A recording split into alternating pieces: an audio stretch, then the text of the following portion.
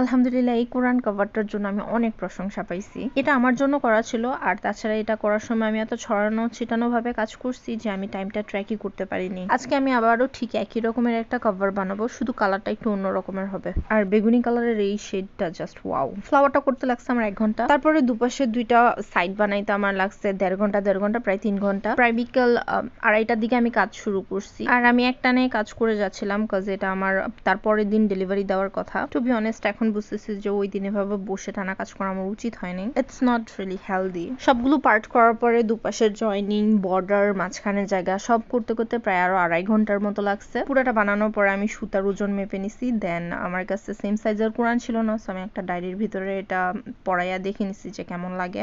দেন হালকা একটু ফটোশুট করছি। সব শেষ করতে করতে আমার প্রায় রাত 12টা বেজে গেছিল, সাথে শরীরেরও 12টা বাজছে। বাট কাজ শেষ করার পর অনেক ভালো লাগতেছিল। এখন আপনারা বলেন কোন কালারটা বেশি ভালো লাগে?